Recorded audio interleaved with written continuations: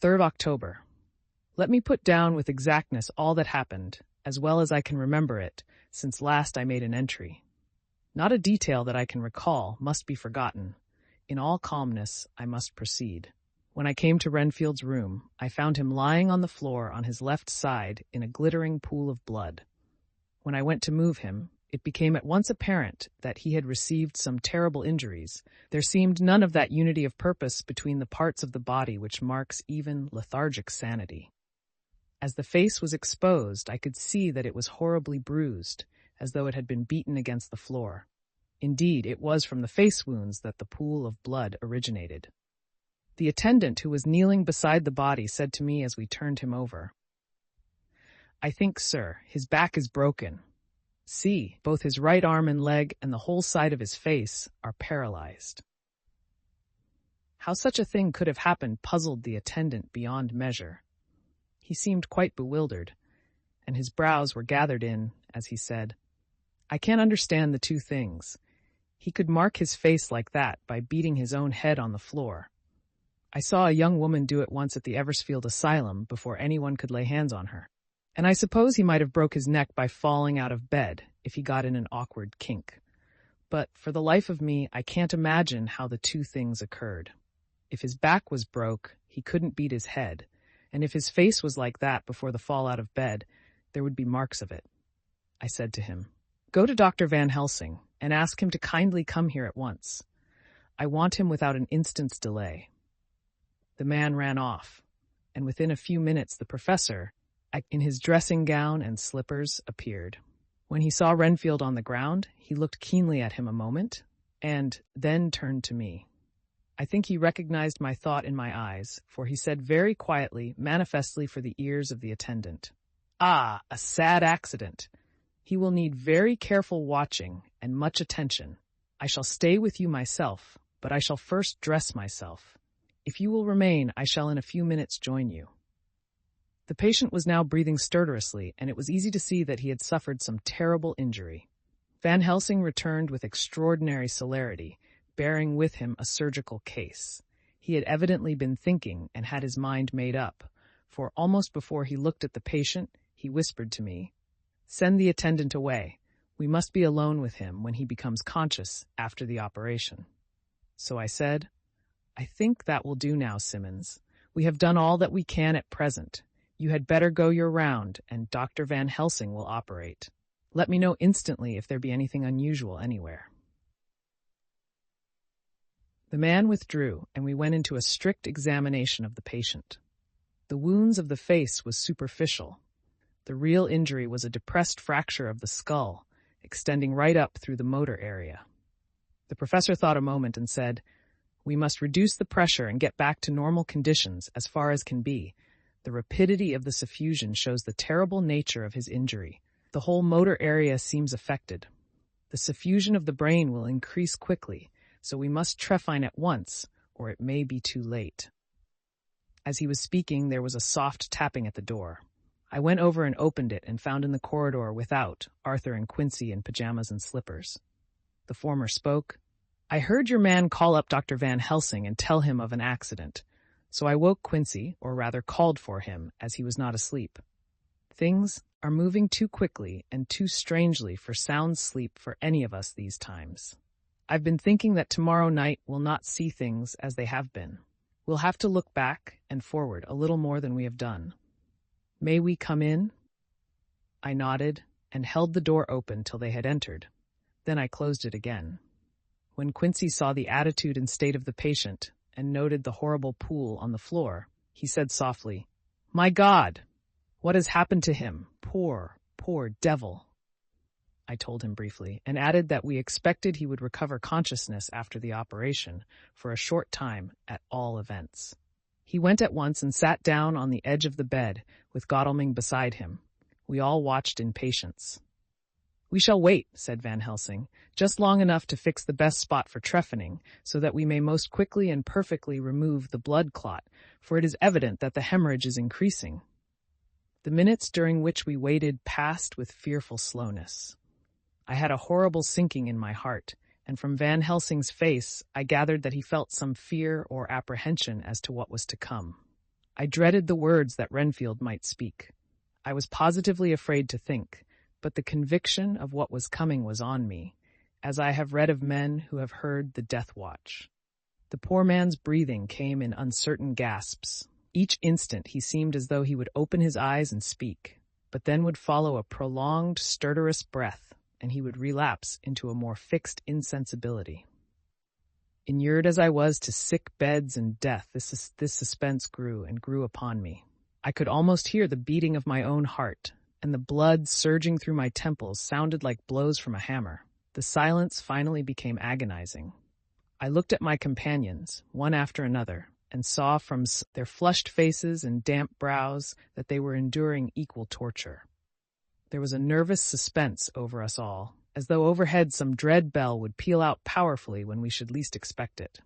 At last there came a time when it was evident that the patient was sinking fast. He might die at any moment. I looked up at the professor and caught his eyes fixed on mine. His face was sternly set as he spoke. "There is no time to lose. His words may be worth many lives. I have been thinking so as I stood here. It may be there is a soul at stake. We shall operate just above the ear." Without another word, he made the operation. For a few moments the breathing continued to be stertorous. Then there came a breath so prolonged that it seemed as though it would tear open his chest. Suddenly his eyes opened and became fixed in a wild, helpless stare. This was continued for a few moments. Then it softened into a glad surprise, and from the lips came a sigh of relief. He moved convulsively, and as he did so said, "I'll be quiet, doctor. Tell them to take off the straight waistcoat. I have had a terrible dream, and it has left me so weak that I cannot move. What's wrong with my face? It feels all swollen, and it smarts dreadfully." He tried to turn his head, but even with the effort his eyes seemed to grow glassy again, so I gently put it back. Then Van Helsing said in a quiet, grave tone, "Tell us your dream, Mr. Renfield." As he heard the voice his face brightened through its mutilation, and he said, "That is Dr. Van Helsing. How good it is of you to be here. Give me some water, my lips are dry, and I shall try to tell you. I dreamed." He stopped and seemed fainting. I called quietly to Quincy, "The brandy, it is in my study, quick!" He flew and returned with a glass, the decanter of brandy, and a carafe of water. We moistened the parched lips, and the patient quickly revived.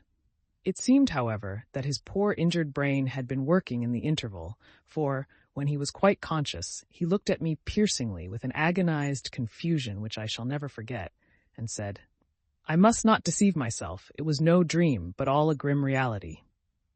Then his eyes roved round the room. As they caught sight of the two figures sitting patiently on the edge of the bed, he went on, "If I were not sure already, I would know from them." For an instant his eyes closed, not with pain or sleep, but voluntarily, as though he were bringing all his faculties to bear. When he opened them, he said hurriedly, and with more energy than he had yet displayed, "Quick, doctor, quick! I am dying. I feel that I have but a few minutes, and then I must go back to death, or worse, wet my lips with brandy again. I have something that I must say before I die, or before my poor crushed brain dies anyhow. Thank you. It was that night after you left me when I implored you to let me go away. I couldn't speak then, for I felt my tongue was tied, but I was as sane then, except in that way, as I am now. I was in an agony of despair for a long time after you left me. It seemed hours. Then there came a sudden peace to me. My brain seemed to become cool again, and I realized where I was. I heard the dogs bark behind our house, but not where he was." As he spoke, Van Helsing's eyes never blinked, but his hand came out and met mine and gripped it hard. He did not, however, betray himself. He nodded slightly and said, "Go on," in a low voice. Renfield proceeded. "He came up to the window in the mist, as I had seen him often before, but he was solid then, not a ghost, and his eyes were fierce like a man's when angry. He was laughing with his red mouth.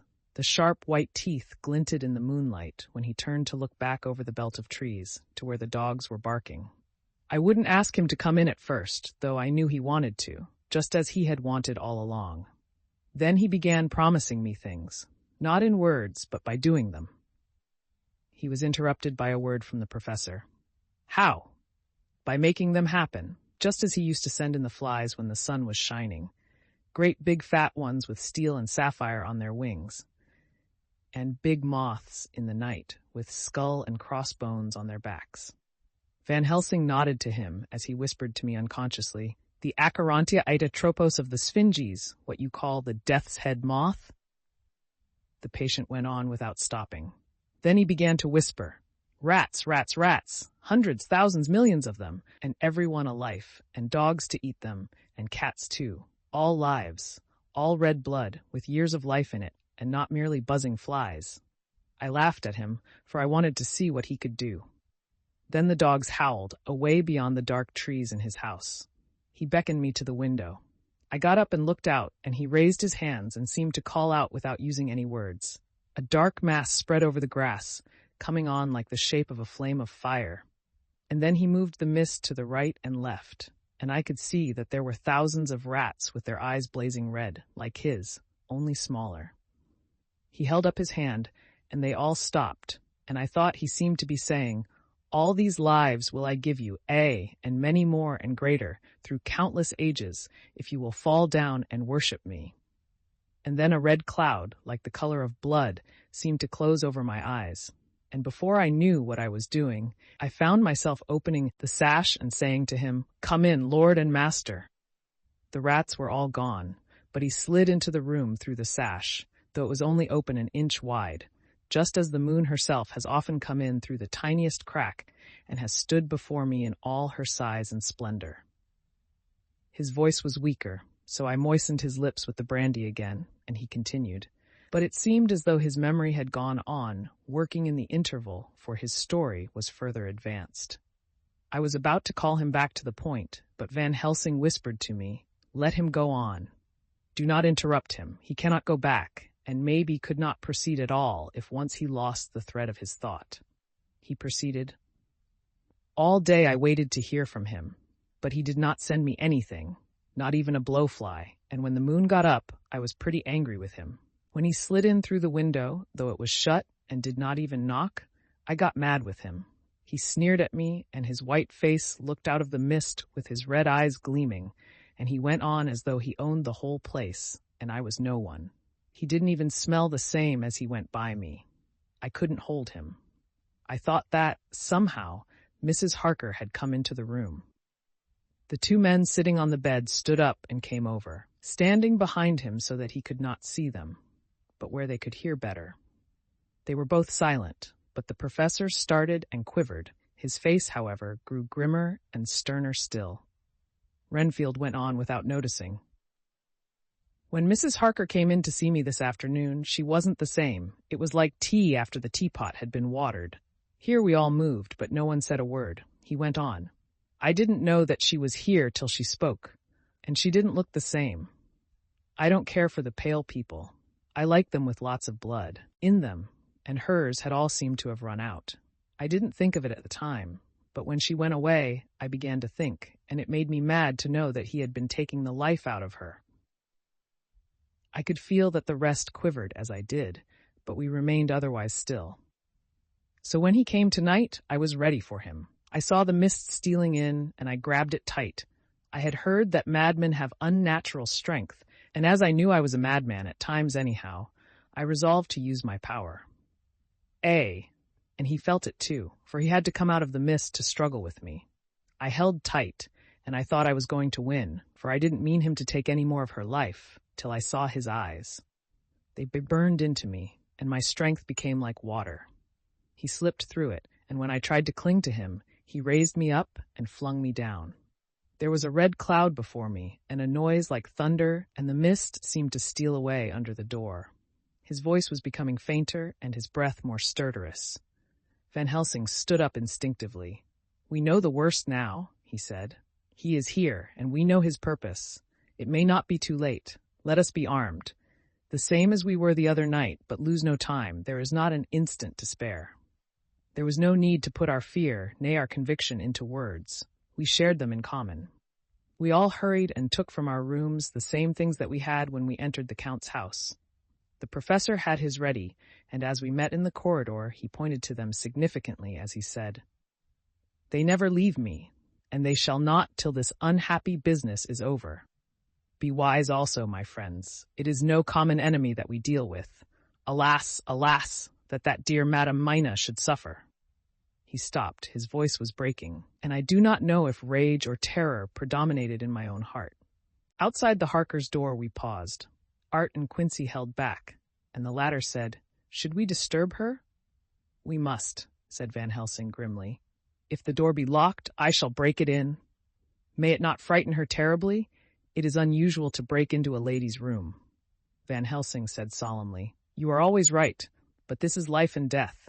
All chambers are alike to the doctor, and even were they not, they are all as one to me tonight. Friend John, when I turn the handle, if the door does not open, do you put your shoulder down and shove. And you too, my friends. Now." He turned the handle as he spoke, but the door did not yield. We threw ourselves against it. With a crash, it burst open, and we almost fell headlong into the room. The professor did actually fall, and I saw across him as he gathered himself up from hands and knees. What I saw appalled me. I felt my hair rise like bristles on the back of my neck, and my heart seemed to stand still. The moonlight was so bright that through the thick yellow blind, the room was light enough to see. On the bed beside the window lay Jonathan Harker, his face flushed and breathing heavily as though in a stupor. Kneeling on the near edge of the bed, facing outwards, was the white-clad figure of his wife. By her side stood a tall, thin man, clad in black. His face was turned from us, but the instant we saw, we all recognized the Count. In every way, even to the scar on his forehead. With his left hand, he held both Mrs. Harker's hands, keeping them away with her arms at full tension. His right hand gripped her by the back of the neck, forcing her face down on his bosom. Her white nightdress was smeared with blood, and a thin stream trickled down the man's bare breast, which was shown by his torn-open dress. The attitude of the two had a terrible resemblance to a child forcing a kitten's nose into a saucer of milk to compel it to drink. As we burst into the room, the Count turned his face, and the hellish look that I had heard described seemed to leap into it. His eyes flamed red with devilish passion. The great nostrils of the white aquiline nose opened wide and quivered at the edge, and the white, sharp teeth behind the full lips of the blood-dripping mouth champed together like those of a wild beast. With a wrench, which threw his victim back upon the bed as though hurled from a height, he turned and sprang at us. But by this time the professor had gained his feet and was holding towards him the envelope which contained the sacred wafer. The Count suddenly stopped, just as poor Lucy had done outside the tomb, and cowered back. Further and further back he cowered, as we, lifting our crucifixes, advanced. The moonlight suddenly failed, as a great black cloud sailed across the sky, and when the gaslight sprang up under Quincy's match, we saw nothing but a faint vapor. This, as we looked, trailed under the door, which with the recoil from its bursting open had swung back to its old position. Van Helsing, Art, and I moved forward to Mrs. Harker, who by this time had drawn her breath, and with it had given a scream so wild, so ear-piercing, so despairing, that it seems to me now that it will ring in my ears till my dying day. For a few seconds she lay in her helpless attitude and disarray. Her face was ghastly, with a pallor which was accentuated by the blood which smeared her lips and cheeks and chin. From her throat trickled a thin stream of blood. Her eyes were mad with terror. Then she put before her face her poor crushed hands, which bore on their whiteness the red mark of the Count's terrible grip, and from behind them came a low, desolate wail, which made the terrible scream seem only the quick expression of an endless grief. Van Helsing stepped forward and drew the coverlet gently over her body, whilst Art, after looking at her face for an instant despairingly, ran out of the room. Van Helsing whispered to me, "Jonathan is in a stupor such as we know the vampire can produce. We can do nothing with poor Madame Mina for a few moments, till she recovers herself. I must wake him." He dipped the end of a towel in cold water, and with it began to flick him on the face, his wife all the while holding her face between her hands and sobbing in a way that was heartbreaking to hear. I raised the blind and looked out of the window. There was much moonshine, and as I looked, I could see Quincy Morris run across the lawn and hide himself in the shadow of a great yew tree. It puzzled me to think why he was doing this. but at the instant I heard Harker's quick exclamation as he woke to partial consciousness and turned to the bed. On his face, as there might well be, was a look of wild amazement. He seemed dazed for a few seconds, and then full consciousness seemed to burst upon him all at once, and he started up.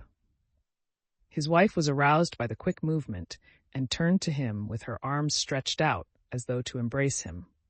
Instantly, however, she drew them in again, and putting her elbows together, held her hands before her face and shuddered till the bed beneath her shook. "In God's name, what does this mean?" Harker cried out.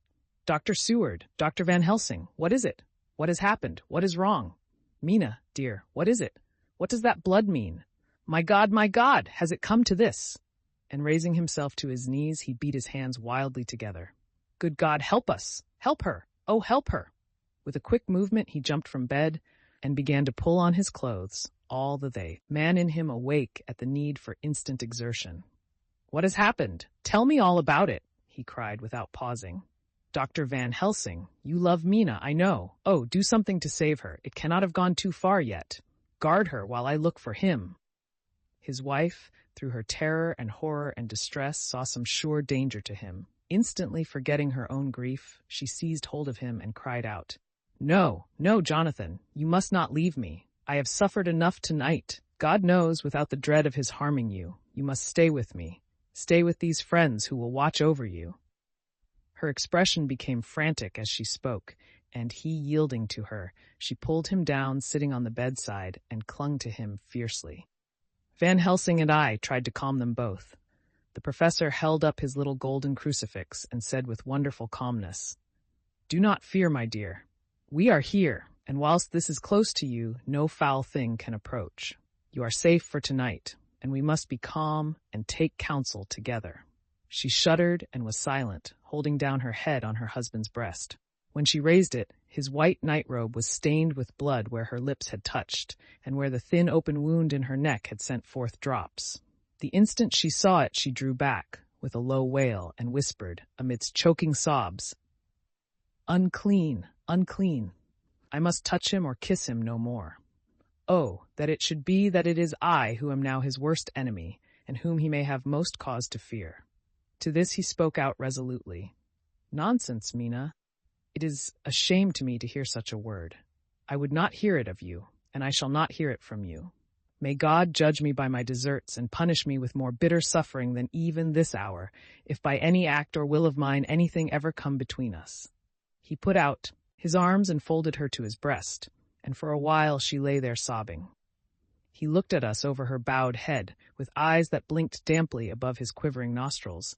His mouth was set as steel.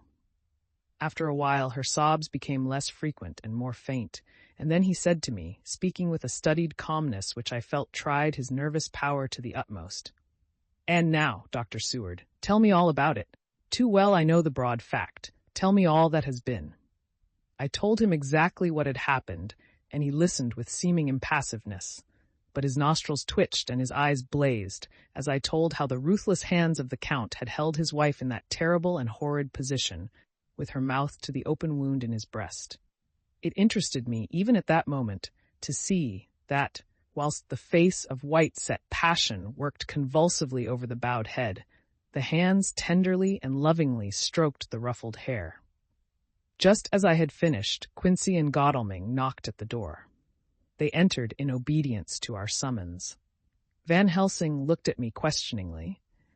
I understood him to mean if we were to take advantage of their coming to divert, if possible, the thoughts of the unhappy husband and wife from each other and from themselves. So on nodding acquiescence to him, he asked them what they had seen or done. To which Lord Godalming answered, "I could not see him anywhere in the passage or in any of our rooms. I looked in the study, but though he had been there, he had gone. He had, however." He stopped suddenly, looking at the poor drooping figure on the bed. Van Helsing said gravely, "Go on, friend Arthur. We want here no more concealments. Our hope now is in knowing all. Tell freely." So Art went on. He had been there, and though it could only have been for a few seconds, he made rare hay of the place. All the manuscript had been burned, and the blue flames were flickering amongst the white ashes. The cylinders of your phonograph, too, were thrown on the fire, and the wax had helped the flames. Here I interrupted. Thank God there is the other copy in the safe. His face lit for a moment, but fell again as he went on. I ran downstairs then, but could see no sign of him. I looked into Renfield's room, but there was no trace there except... Again he paused. Go on, said Harker hoarsely. So he bowed his head and, moistening his lips with his tongue, added, except that the poor fellow is dead. Mrs. Harker raised her head, looking from one to the other of us. She said solemnly, God's will be done. I could not but feel that Art was keeping back something, but as I took it that it was with a purpose, I said nothing. Van Helsing turned to Morris and asked, And you, friend Quincy, have you any to tell? A little, he answered. It may be much eventually, but at present I can't say. I thought it well to know if possible where the Count would go when he left the house. I did not see him, but I saw a bat rise from Renfield's window and flap westward.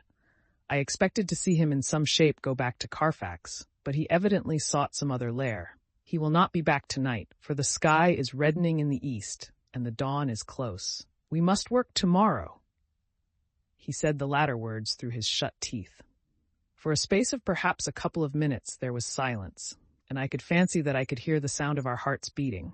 Then Van Helsing said, placing his hand very tenderly on Mrs. Harker's head, And now, Madam Mina, poor dear, dear Madam Mina, tell us exactly what happened. God knows that I do not want that you be pained, but it is need that we know all. For now, more than ever, has all work to be done quick and sharp, and in deadly earnest. The day is close to us that must end all, if it may be so. And now is the chance that we may live and learn. The poor dear lady shivered, and I could see the tension of her nerves as she clasped her husband closer to her and bent her head lower and lower still on his breast. Then she raised her head proudly and held out one hand to Van Helsing, who took it in his, and, after stooping and kissing it reverently, held it fast. The other hand was locked in that of her husband, who held his other arm thrown round her protectingly. After a pause in which she was evidently ordering her thoughts, she began.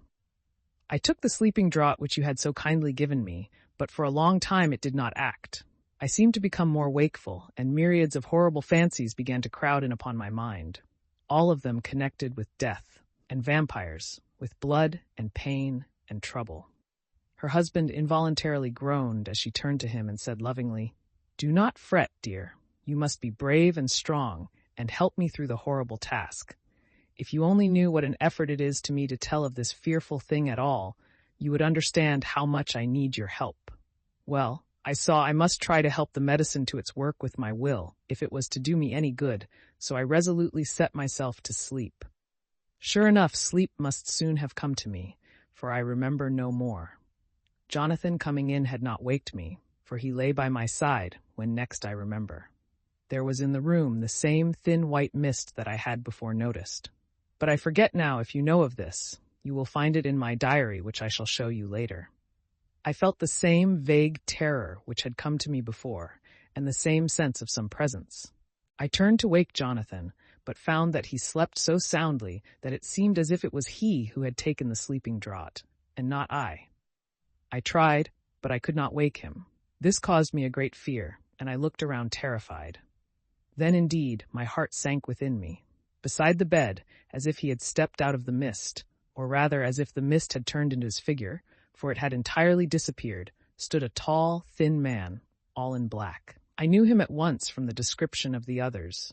The waxen face, the high aquiline nose, on which the light fell in a thin white line, the parted red lips with the sharp white teeth showing between, and the red eyes that I had seemed to see in the sunset on the windows of St. Mary's Church at Whitby. I knew, too, the red scar on his forehead where Jonathan had struck him. For an instant my heart stood still, and I would have screamed out, only that I was paralyzed. In the pause he spoke in a sort of keen, cutting whisper, pointing as he spoke to Jonathan. Silence. If you make a sound, I shall take him and dash his brains out before your very eyes. I was appalled and was too bewildered to do or say anything. With a mocking smile, he placed one hand upon my shoulder and, holding me tight, bared my throat with the other, saying as he did so, First, a little refreshment to reward my exertions. You may as well be quiet. It is not the first time or the second that your veins have appeased my thirst. I was bewildered, and strangely enough, I did not want to hinder him. I suppose it is a part of the horrible curse that such is when his touch is on his victim. And oh my God, pity me! He placed his reeking lips upon my throat. Her husband groaned again. She clasped his hand harder and looked at him pityingly, as if he were the injured one, and went on. I felt my strength fading away, and I was in a half-swoon. How long this horrible thing lasted I know not, but it seemed that a long time must have passed before he took his foul, awful, sneering mouth away. I saw it drip with the fresh blood. The remembrance seemed for a while to overpower her, and she drooped and would have sunk down but for her husband's sustaining arm. With a great effort she recovered herself and went on. Then he spoke to me mockingly. And so you, like the others, would play your brains against mine. You would help these men to hunt me and frustrate me in my designs. You know now, and they know in part already, and will know in full before long, what it is to cross my path. They should have kept their energies for use closer to home. Whilst they played wits against me who commanded nations, and intrigued for them, and fought for them, hundreds of years before they were born, I was countermining them. And you, their best beloved one, are now to me flesh of my flesh, blood of my blood, kin of my kin, my bountiful winepress for a while, and shall be later on my companion and my helper. You shall be avenged in turn, for not one of them but shall minister to your needs. But as yet you are to be punished for what you have done. You have aided in thwarting me. Now you shall come to my call. When my brain says come to you, you shall cross land or sea to do my bidding. And to that end this. With that he pulled open his shirt, and with his long, sharp nails opened a vein in his breast. When the blood began to spurt out, he took my hands in one of his, holding them tight, and with the other seized my neck and pressed my mouth to the wound, so that I must either suffocate or swallow some of the... Oh, my God, what have I done? What have I done to deserve such a fate? I who have tried to walk in meekness and righteousness all my days. God pity me, look down on a poor soul in worse than mortal peril, and in mercy pity those to whom she is dear. Then she began to rub her lips as though to cleanse them from pollution. As she was telling her terrible story, the eastern sky began to quicken, and everything became more and more clear. Harker was still and quiet, but over his face, as the awful narrative went on, came a gray look which deepened and deepened in the morning light, till when the first red streak of the coming dawn shot up, the flesh stood darkly out against the whitening hair. We have arranged that one of us is to stay within call of the unhappy pair till we can meet together and arrange about taking action. Of this I am sure. The sun rises today on no more miserable house in all the great round of its daily course.